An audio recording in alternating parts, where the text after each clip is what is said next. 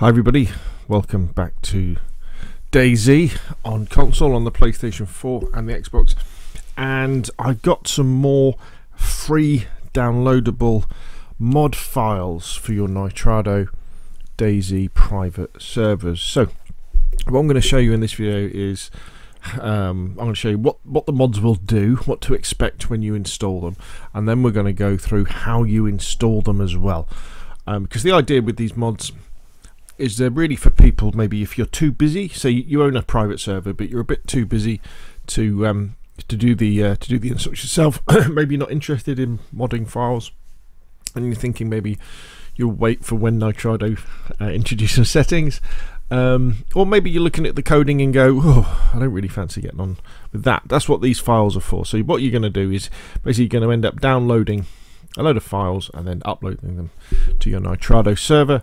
And then you'll be able to experience these things. So let's take a look. So when you actually go to the video file and you go to if you go to the description down below, you'll see something very similar to this, and there's the terms of use. Now the terms of use also includes kind of the changelog to what these files do. It's important you read that so you kind of know what you're letting yourself in for. So this set of mods, I've kind of called them PvP because they're encouraging a more PvP gameplay style, because basically there's more guns around the map and guns in different places than you normally find them. But first off, remember, these mods and this software is provided as is without warranty of any kind, express or implied, including but limited to the warranties of merchantability, fitness for a particular purpose and non-infringement.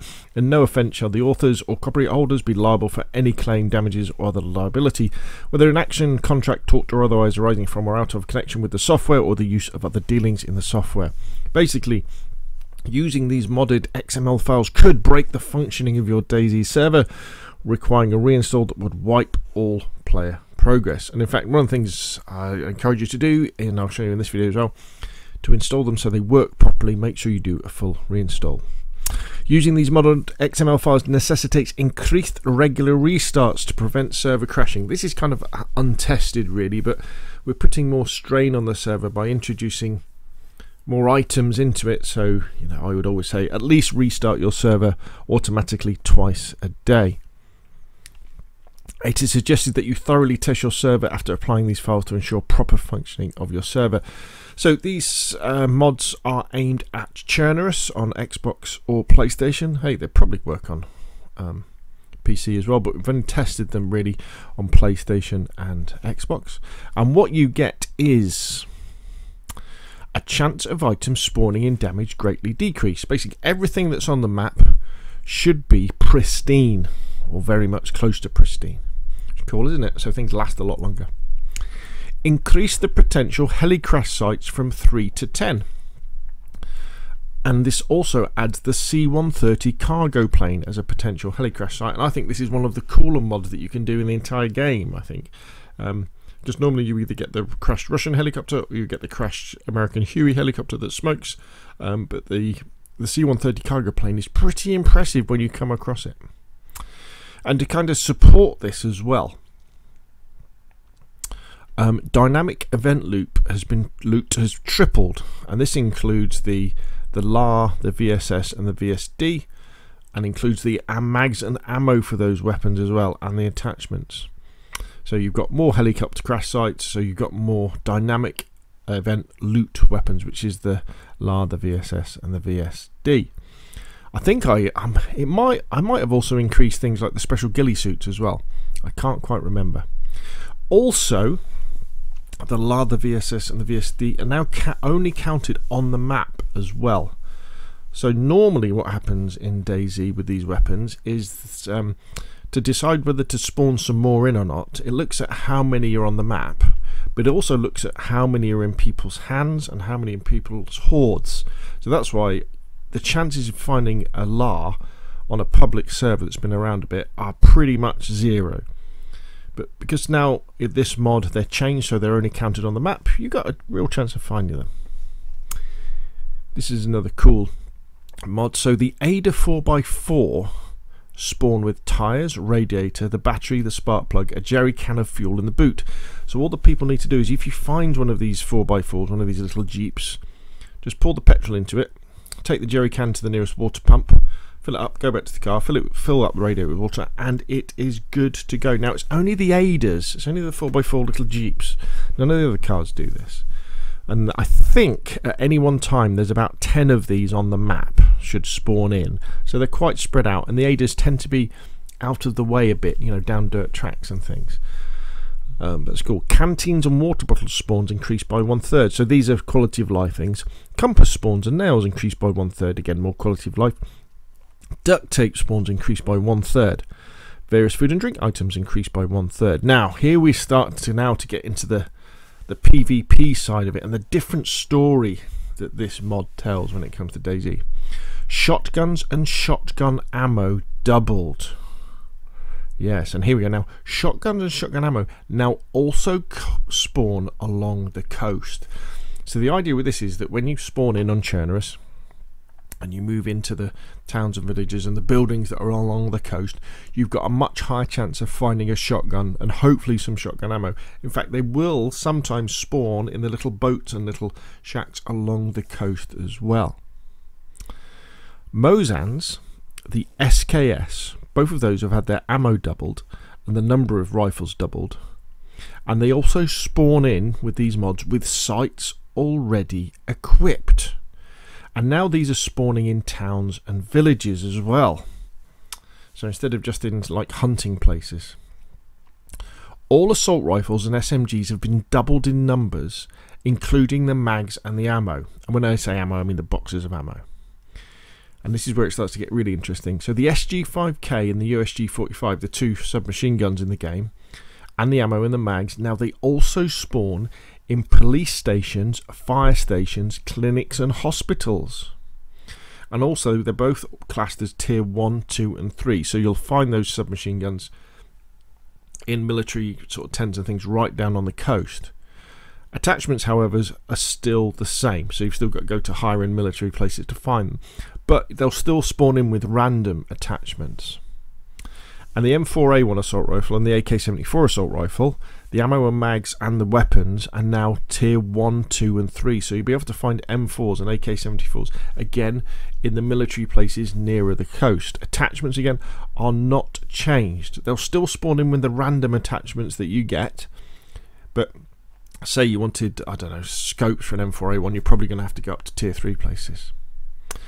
With these mods, all the coloured and black variants of AKs and M4s now spawn in, as well as the coloured and camouflage versions of the Mosins. However, I'm pretty sure I've set them as only tier 3 and tier 4, so you've got to move inland to find them. And we've now got a couple of really important quality of life things now. All the magazines that spawn in the game will have significantly more ammo than usual. In fact, they're probably almost always almost full or full. And this is a really special one for me. Guns will always spawn with mags if they take a mag. So all your pistols or your M4A1s or your SG5Ks or your USG45s, they'll all spawn, they'll have a mag in them, and that mag will probably be almost full or full. So again, this is this PvP thing. The idea is you can pick up a gun and it's ready to go. Unfortunately, guns like the shotguns and the Mosins and the SKSs that you load bullets into don't have bullets already in them. Though I may have figured out how to do that, but I haven't included them in this particular mod. And so the idea behind this again is that it's to help the PvP aspect of the game, in the fact that it's easier to find guns, but also you have a different kind of route through the game. So the idea is you spawn in on the coast as a fresh spawn, you search the towns and villages at the coast, and that will get you you'll probably end up with a shotgun and maybe even a Mosin or an SKS with a scope already on it. Then if you go into the local town that's got or city that's got a police station or a fire station or a hospital or a clinic, you're definitely going to find yourself an SG5K or a USG45 or even a Scorpion. And the Scorpions are even worth it because they'll have magazines in, so you can start using them. Then once you've got that, you can then start pushing out towards the military areas, and even the low-end military areas you'll find M4s and AKs. So there's a much more opportunity to actually have a weapon to start fighting, and for that weapon to have bullets in, than in vanilla DAYZ. I've added a few more 9-volt batteries and a few more night vision goggles if you run sort of long nights on your servers. I've taken away quite a few clothes as well, and actually I haven't done this player spawn into random place because I didn't think that. I decided against that. So there we go. So the idea behind this, behind these mods, is the story is a bit different. The reason why submachine guns spawn in fire stations, hospitals, clinics and police stations is that in the final days of the zombie apocalypse, those weapons were issued to the police, the firemen and the doctors to help them to try and still do their jobs while they're being attacked by zombies. And the local population was also issued with ex-army surplus weapons to help defend themselves. So that's Mosins and SKS's, old Russian military stuff. I mean, in fact, lots of people served in the Russian or the local military, so they had these weapons already. So that's kind of the story behind it. And with my mods, I do like to have a story. So there we go. So that's the story. That's what it'll do. Again, helps with sort of PvP. So next, let's actually get down to installing this baby. So if you're in the description below this video, and if you're watching this anywhere apart from YouTube, you've got to go to YouTube and you've got to open up the description. You know how it kind of looks like this. You've got to click on Show More, and it'll be here. And when you click on these files, you can then, if you click on the Terms of Use one, that will just open it up, and you can just read it like so. And then the other ones, so CFG spawnable types, you click on that and it'll open, and then you want to download it to your computer, and that will download. And so there's a few files. There's there'll be CFG spawnable types, map groups proto types and events. Okay, so you download them all to your computer. So here I have them already in my computer here, and then we want to head off to Nitrado, and you want to go to your accounts. They've got a few problems at the moment, haven't they? All these warning boxes coming up. We want to go into this one. You want to go into your web interface. So the first thing to do is stop your server. As I say, the best way to install these mods is with a complete fresh install, so everybody's player progression is going to be gone. You could just try and replace the XML files. It might not work very well because all the old stuff won't be deleted, especially when it comes to cards. So I would also say start with a fresh install. And then the way I recommend you do it is that you go to settings like so, and you go to, it says general, and then you come down and you want to go to reset mission XML to default, and you just click that, and then you go save changes. I'll let that save, and then you want to start the server. And what this is doing, it's just taking all the XML files that you may have been messing around with already, and it's just putting them back to vanilla. So if you've been messing around with other stuff, it's all going to go back to a normal DAYZ. So there's no chance of these mods kind of interfering with each other. Maybe you've done other stuff. This is starting again. So it's just starting up, and this whole process is, I think, is very important when it comes to installing mods, because the problem with DAYZ private server mods on Xbox and PlayStation is that we don't have any direct control over the persistence of items in the world without doing a reinstall. So what that means is, if you're running vanilla DAYZ, for example, where all the cars have got bits missing, haven't they, when they spawned in, if you then install a modded XML file, an edited XML file, where some of the cars spawn in with the bits already on them, those vehicles won't appear until those other vehicles despawn, which could well be a long time, especially if players are near them and looking at them and doing things. Things can just hang around for an awful long time, and so you never really know whether your mod worked or not, and the players on your servers don't, you know, get the benefits of having these mods. Okay, so the server's now restarted, so that's cool. So we know it's gone back to XML. So now what we want to do is we want to unclick that and just click save. So now it's not going to delete the XML files. And then we want to go to our file browser. We come over here, and then we want to go into DAYZ PS missions, which is here. And then we want to go DAYZ offline Chernarus plus. Now, if it says Enoch, you've got a Livonia server. Now, some of the guys have tested these mods on Livonia map, and they say it does seem to work. I don't know how Livonia classes the coast, where the coastal buildings are perhaps the ones against the main sort of east-west river, but I don't know. But you could play around with it that way. But as I say, these files really are for Chernarus. Right, so now we've got to upload our first few files into this folder, and if I remember rightly, they are spawnable types and map group proto. Let me just check that. Spawnable types and map group proto. So all you do, see what it says upload file here. So you click on upload. Downloads. So we know map group proto is one to do. Let's open that one. Let that upload. Then we go upload photo, and the other one was spawnable types, wasn't it? CFG spawnable types. So we let that one upload. Now we want to go into the DB folder, this one here in the middle. Let's just go in there. And now the two we want to upload are called events and types. So upload file, events,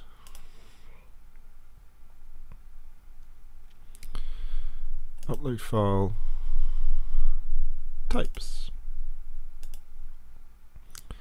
So now we've got the modded XML files are on our server, the PvP ones, so we're good to go. But now what we need to do, we want to do the reinstall.